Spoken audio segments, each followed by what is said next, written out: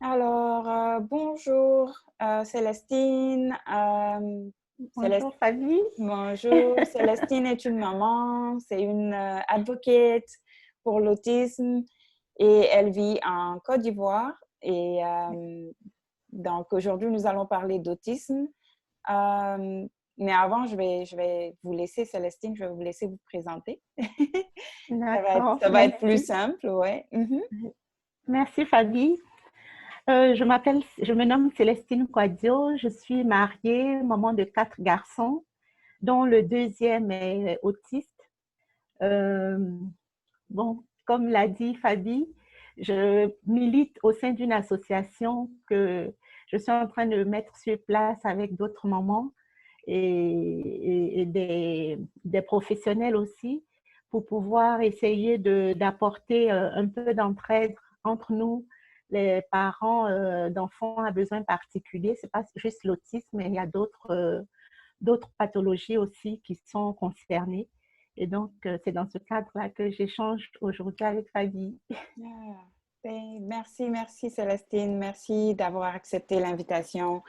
Alors, on va commencer par le diagnostic. Comment est-ce que vous avez reçu le diagnostic de votre fils? À quel âge il a été diagnostiqué et quelle était votre réaction? D'accord. Il faut dire que Manou, c'est le diminutif du prénom de mon fils qui est Mhm, autiste. mhm, Quand il est peu avant l'âge de 2 ans, on a constaté qu'il y avait quelque chose qui n'allait pas.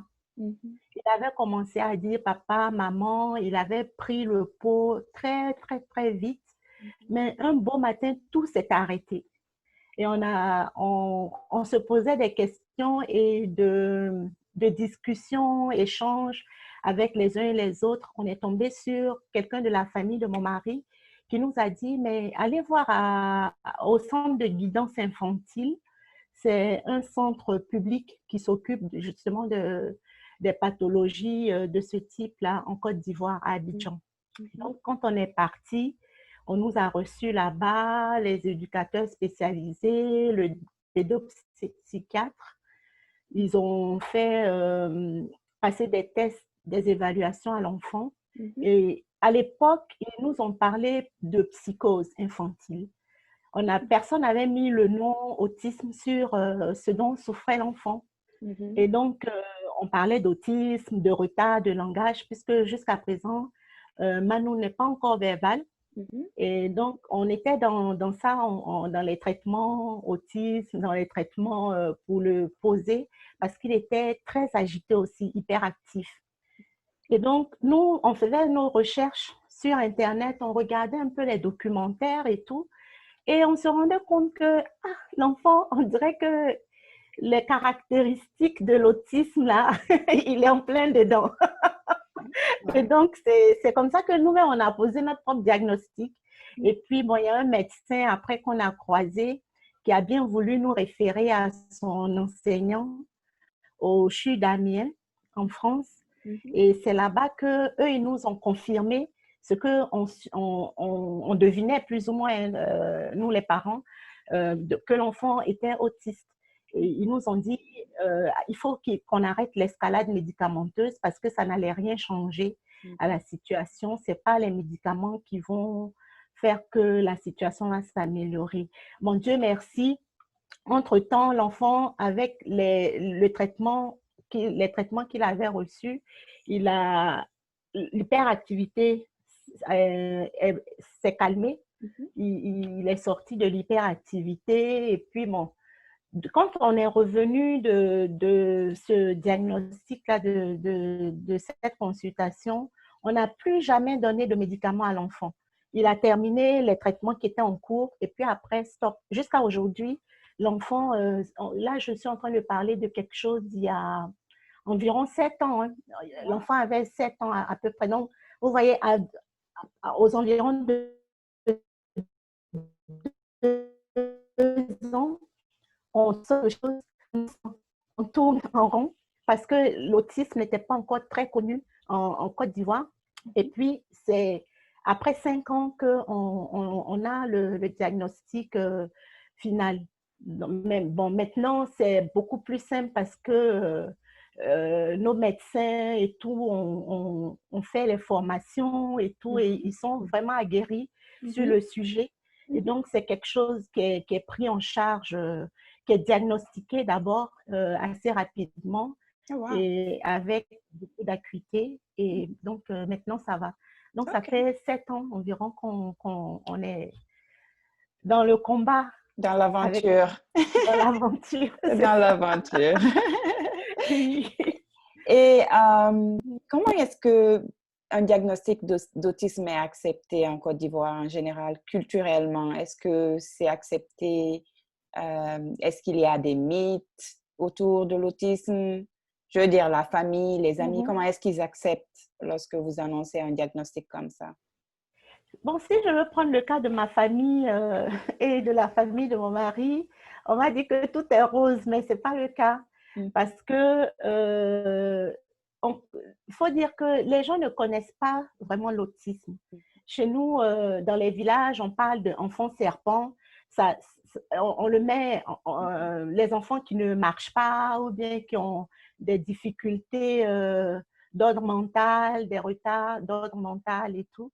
Et donc, ces enfants sont souvent enfermés, brimés, menacés, enfin, leurs vies sont menacées et tout, rejetées.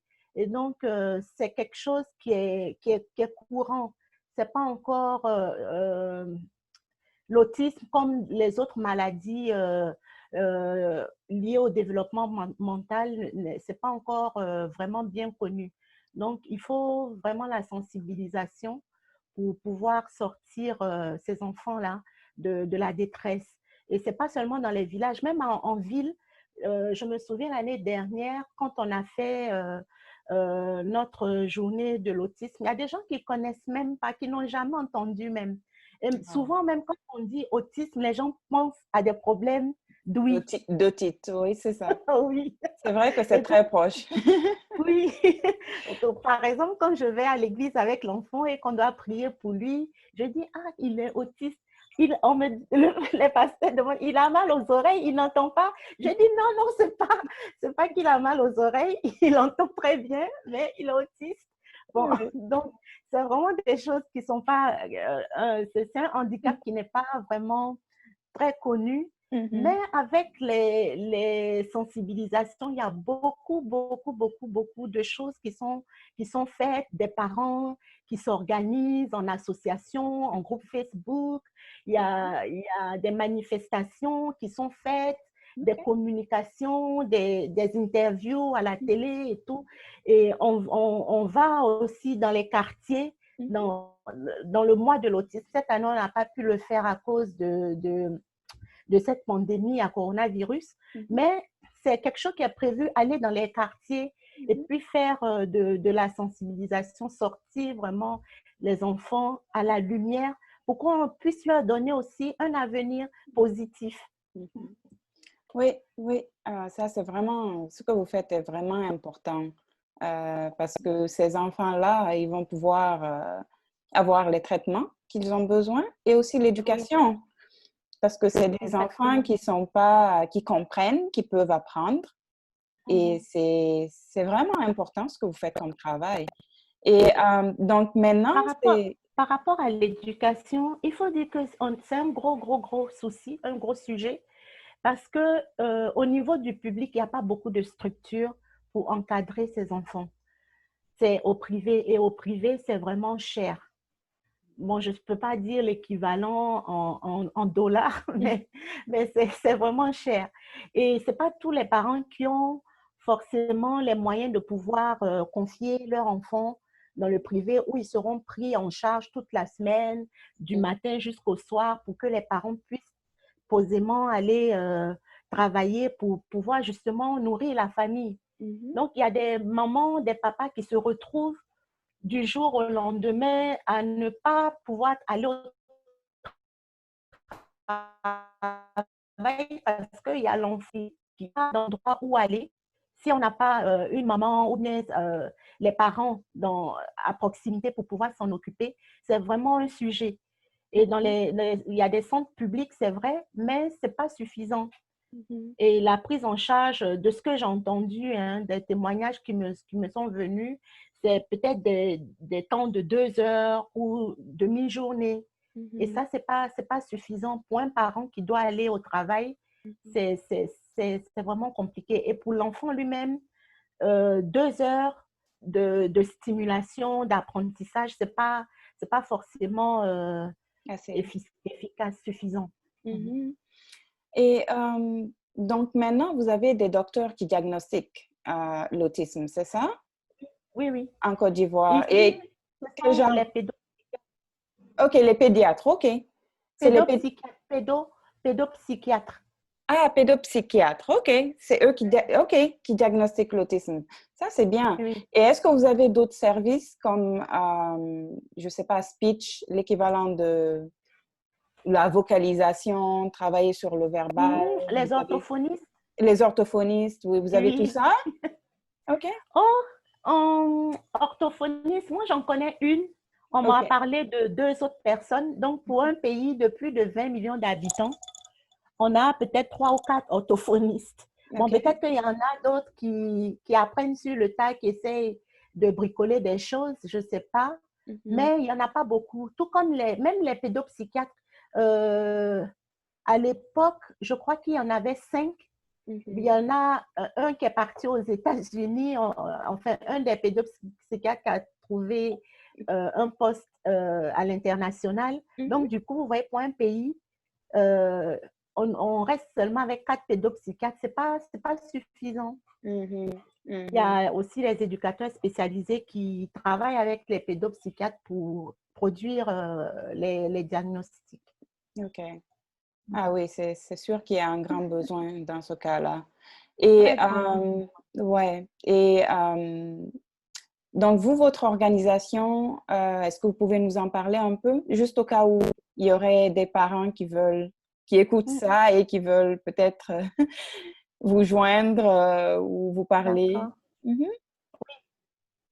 Notre association s'appelle Association de parents d'enfants à besoins particuliers de Côte d'Ivoire.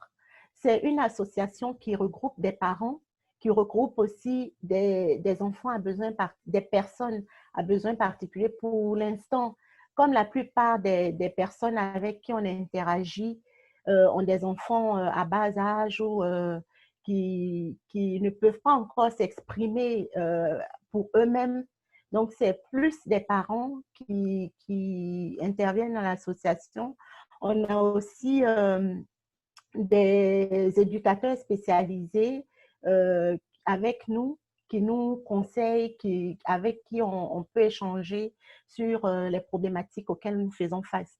Et donc, les objectifs de l'association, c'est d'abord de créer l'entraide entre les parents pour pouvoir aider les parents à aider leurs enfants à s'épanouir, pouvoir aider un parent qui est face à sa détresse tout seul, à savoir qu'il n'est pas seul, il y a d'autres personnes qui sont passées par là. Il y a des structures qui existent, il y a des topos qu'on peut explorer pourvu d'avoir qu'on ait l'information. Et donc, ça, c'est le premier volet. Et puis après ça, il y a le volet de faire du plaidoyer, le plaidoyer auprès des instances gouvernementales. Parce que pour pouvoir avoir des structures publiques en plus grand nombre, pour pouvoir avoir un soutien étatique, il faut interagir avec les instances gouvernementales. Et donc, pour ça, on n'y va pas seul. Il y a une fêtière d'associations d'enfants handicapés, tout handicap confondu. Donc, ça peut être il y a les handicaps moteurs, il y a la surdité, etc. Et puis, il y a nous, les handicaps pardon, euh, neurodéveloppementaux.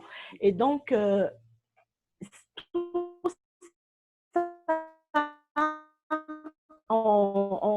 c'est des choses qu'on prévoit au niveau de l'association. On a aussi un point qui nous tient à cœur, c'est de pouvoir travailler avec les structures hospitalières. vous vous rendez compte on se rend à l'hôpital avec nos enfants, mais le personnel soignant n'arrive tellement pas à les canaliser que c'est difficile de faire des prélèvements sanguins pour faire des examens, savoir de quoi ils souffrent. Pour aller chez le dentiste, c'est pareil. C'est vrai, nous, en tant que parents, on nous donne des pistes, préparer l'enfant la veille ou une semaine avant, on va aller à l'hôpital, mais il faut que le personnel soignant lui-même aussi sache comment prendre soin de ses enfants. Et donc, il y a un partenariat qu'on a commencé, on a initié avec un médecin qui est disponible, mais on n'a pas encore eu euh, le, le temps matériel et les moyens de pouvoir vraiment mettre en œuvre cette formation. Sinon, il est disponible pour former son équipe aux soins des enfants à besoins particuliers, des enfants en difficulté. Et il faut dire que dans les cliniques, les hôpitaux, souvent les gens ne connaissent pas l'autisme. Ils ne savent pas qu'il y a des enfants qui ne supportent même pas qu'on les touche. Donc, quand l'enfant se met à crier ou à fuir, ils ne comprennent pas. On va le forcer, etc. Et c'est des traumatismes qui sont ainsi créés. Donc, pour être bref, c'est ce que je peux dire. Mais tout ça, c'est pour pouvoir œuvrer à l'épanouissement de nos enfants, de pouvoir leur donner un avenir. Parce que c'est vrai, on fait tout ça. Mais demain, il faut qu'ils puissent en sortir. Et donc, dans le programme même, dans les objectifs aussi de l'association, c'est de pouvoir aider soit des parents, soit des personnes même à besoins particuliers à pouvoir monter leur propre projet et puis on va les soutenir dedans. Si c'est un projet qui peut aider un des nôtres à pouvoir s'autonomiser, pouvoir vivre de son travail, on est prêt à l'encourager, à mettre en œuvre des connexions, des contacts, nouer des contacts pour aider la personne à pouvoir se prendre en charge. Donc, il y a tout ça dedans. Oui, c'est Voilà. intéressant, c'est promouvoir l'indépendance et l'autonomie de la personne Exactement. et c'est très bien. Donc, un dernier mot pour les parents. Quel est le conseil que vous avez pour des parents qui ont un diagnostic récemment? Bon, ce que je peux dire, c'est que le diagnostic, il peut choquer. Quand on reçoit le diagnostic de son enfant, on est ébranlé, on est abattu. Il faut laisser ce processus-là se faire. Il faut se laisser vraiment, s'il faut pleurer, il faut pleurer. S'il faut, je ne sais pas moi, euh, se casser en mille morceaux, il faut se casser en mille morceaux. Mais après, il faut s'asseoir pour dire, je suis devant la situation, elle est là, il faut que je la gère. Et donc, il ne faut pas être dans le déni, il faut accepter la situation. Et c'est quand on a la lucidité de la situation qu'on peut se dire, bon, je suis à un endroit A, comment je fais pour quitter cet endroit A qui est inconfortable pour mon enfant, pour moi, pour ma famille? Comment je fais pour quitter cet endroit A pour aller à l'endroit B qui serait plus épanouissant?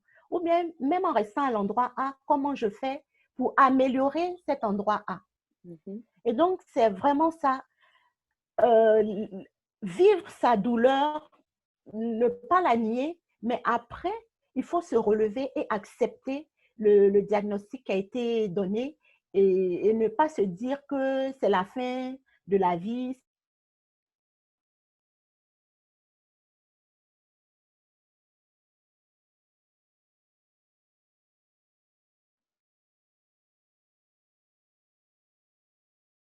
C'est